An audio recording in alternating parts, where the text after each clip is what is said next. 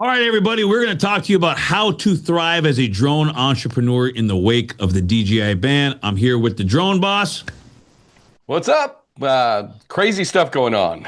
It's crazy, but we want to make sure we give answers to you guys and get right into this. All right. But before we can there's basically three things that we're going to share with you guys about how you can thrive as a drone entrepreneur in the wake of the DJI ban, because everybody's talking about the DJI ban, and it's more than just the DJI ban, but that's what everybody's calling it. So we'll call it the same thing. But if you're just a hobbyist and you fly a drone, you're a photographer and you fly a drone for fun, and it's just, for your own personal use, this video is not for you.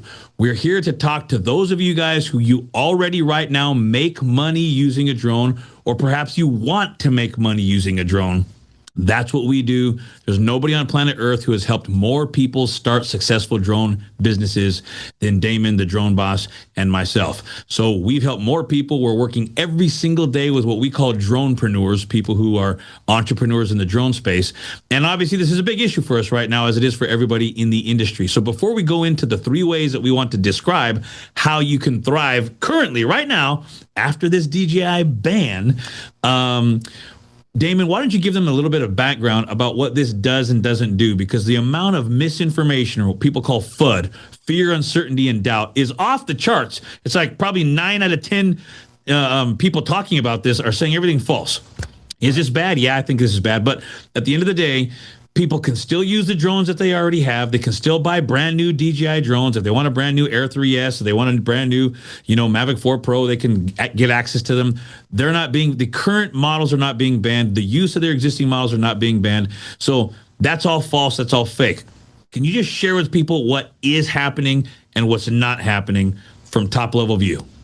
Yeah, so just really quick, the ban is only banning future FCC licenses. So reportedly DJI has somewhere between 9 and 16 FCC licenses for products they have yet to take to production that they haven't released.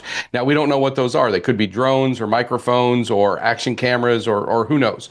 But beyond those already approved licenses, that's where the ban takes effect. So anything, future models that haven't come out yet, that's what's going to be affected. As Diego mentioned, you can still operate, have serviced and warranty work on all of your other drones that are out there. In fact, DJI's warranty work has increased. Their turnaround time is now back around 2 weeks in America. So as far as regular operations and flying and getting drones and stuff, that isn't affected at all. Your drone is not going to be bricked.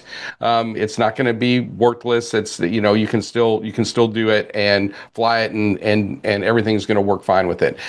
So this isn't going to really affect most people, and we'll get into more of this later. For several years down the road, as far as the actual real world workings of it. But just so everyone understands, because there is so much FUD out there around this, that the drones are going to go away. I can't fly my drone. I won't be able to do it. They're not going to service it. They're not going to do the software updates, and that's not the case at all. So if you want a long explanation, Damon, you've already made a video about this. Let's just make sure we link to that in the description beneath this video, so you'll get the long explanation on there. And one thing that not a lot of people have covered that you just said is the reality that they already have, and we're speaking about DJI mostly right now, and pretty much this entire video is going to be about DJI, simply because they're the 900-pound gorilla, they're the big manufacturer, and they're the ones that we encourage people to use because it's the best stuff. Not because we're just necessarily fanboys, but I'm a fan of whatever's best, and they're quite frankly the best right now. And so the reality is, any existing DJI product will continue to work, will not be banned, and you can continue to buy them. And you probably should, by the way. But number two, you mentioned something that very few are talking about, and that is that you said there's 9 to 15 FCC licenses that DJI already has approved. We don't know what those are, but those are for future products. So DJI can still come out with these 9 to 15 products that have already been FCC approved. We don't know what they are. Maybe they're microphones, maybe they're, video transmission devices, or maybe they are drones.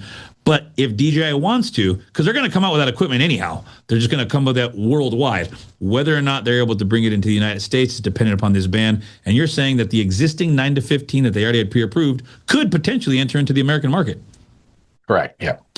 Nobody's talking about that. And that just goes to show you, again, all this FUD out there is complete nonsense, because for all we know, DJI could have released the Mavic 5 or the Mini 6, which because, I personally just got the Mini 5 and it's freaking awesome and everybody should get one. The Air 3S is the one that most people are using these days and we encourage people to get.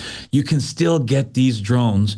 You can use them and you should use them. And before we get any further, Damon, let's just talk about the fact that the amount of people that we know that are in the Sky Network, our network of drone entrepreneurs worldwide, new members are using the Air 3S for the most part, but there's so many folks who are still using the Mavic 2 and the Mavic 3. I mean, the Mavic 2, which is a very popular drone for a lot of dronepreneurs, came out in what, 2018, 19? 18, I believe. Yeah.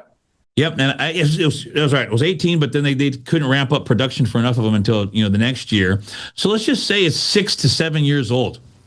That means we got a 6 to 7 year old piece of equipment that only cost about $1,200 or $1,300 at the time it was released, and people are still using it 5, 6 years later to run their drone business. So all things being equal, you should be able to imagine whatever drone you have today, particularly a brand new one like the Air 3S, which is a freaking amazing drone.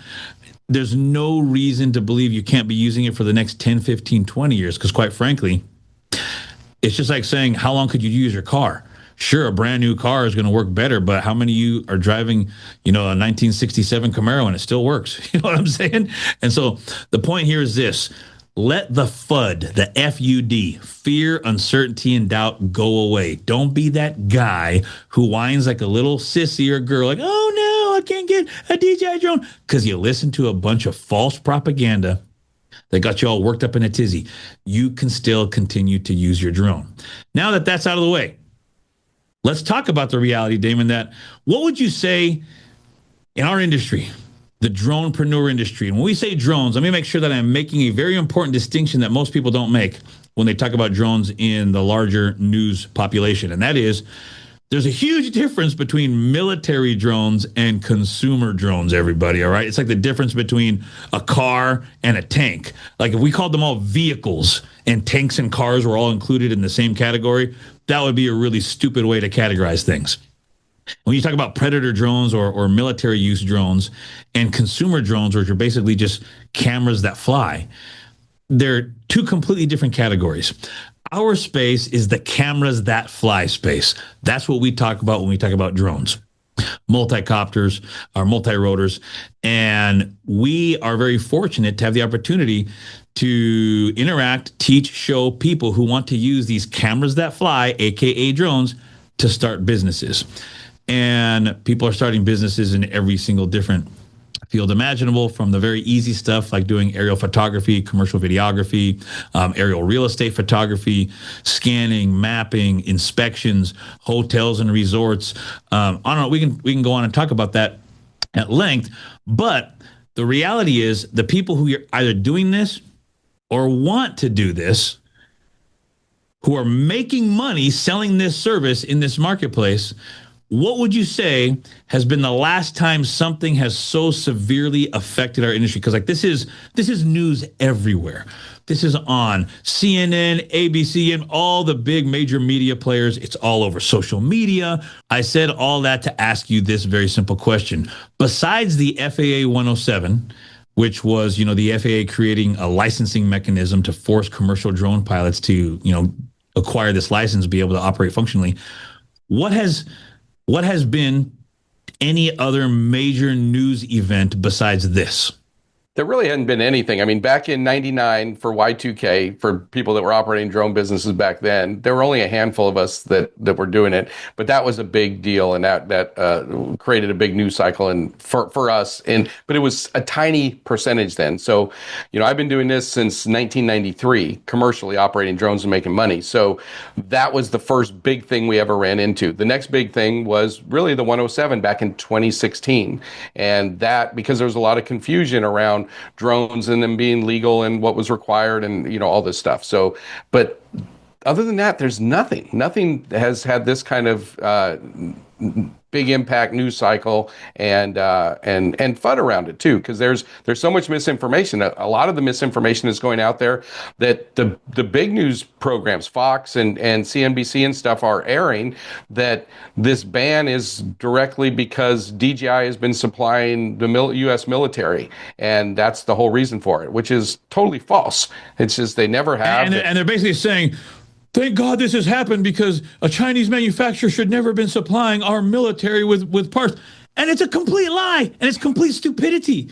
And DJI has gone on record saying as part of the ethos of their company to never want to be involved in the military sector, but only to be working with consumers. But again, that's where the FUD comes in. But the reason I ask you this, Damon, is because I was around. You had already brought me into this space when in 2016 the 107 came out, and that wasn't big news in the regular news cycle, only in the drone industry. You know, for those who were insiders it was a thing, but outside nobody cared. Right now everybody's talking about this.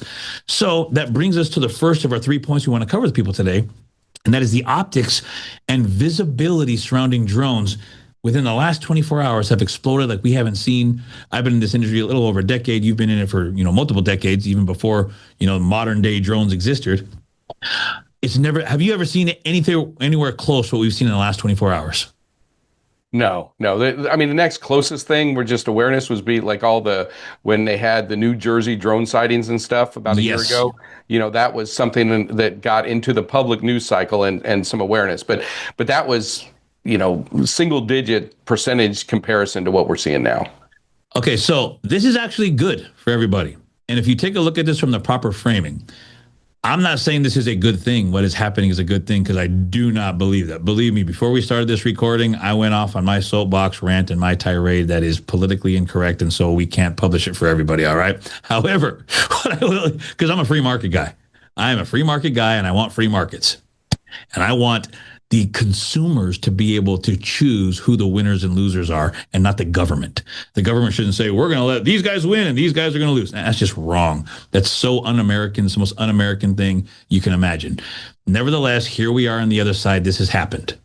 And because this has happened, the visibility for the drone space and the drone services sector, what you and I do to make money, the list of things I mentioned earlier, doing aerial photography, commercial videography, doing hotels and resort shoots, aerial real estate photography, scanning, mapping, inspections, search and rescue, all those things that you guys do who are currently making money using a drone, or for those who you want to enter this space, you want to come to one of our events and learn how to make money like all the other 14,000 plus people we've trained in the last 10 years to do this type of thing. That means that our entire industry has been highlighted. Like the news cycle is highlighting and spotlighting our industry. And because that's happening, it's created a higher demand. That's number one. You guys take note of that. So there's a higher demand for what we're doing. And number two, and not only that's happened just right now, that's going to continue to go forward in the next, couple of months and year and forward because of this ban. The other thing that's going to happen, number two, is that people who are fearful that drone services are going away, there's going to be this rush to get drone services now. Now, let me just tell you something up front. Drone services are not going away. But there's a huge difference between reality and perception in everything in life. The perception to the average person out there is, oh my goodness, this service is going away. I better take advantage of it now, which only pushes demand up even higher. So what that means is this: optics and visibility, number one, have created a higher demand. Number two, people are fearful that drone services are going away. So there's going to be a rush to get those drone services now. However, because of the FUD, you keep hearing us use this term. It's a popular term been used for forever, which is fear, uncertainty, and doubt. It's a propaganda tool, by the way, that people use to destroy competition, to mess up marketplaces, things like that. It's called FUD, fear, uncertainty, and doubt. Because of it, less prospective drone entrepreneurs are considering entering the marketplace because of all the FUD. You're thinking, hey, this is a great opportunity. I should get in the drone space. Oh, the drones are being banned. Maybe I shouldn't do that. And so we have people who would otherwise enter are now not entering. Likewise, there are people who maybe have not been doing very well. And Damon, you mentioned earlier with me that there was a survey where 82% of people who responded to this survey who were existing, drone business owners thought or expected to go out of business because of this ban. Is that correct? Yeah. Craig over at Pilot Institute surveyed, I think it was 8,000 drone business operators, and 80% of them said that they expect to go out of business because of the ban.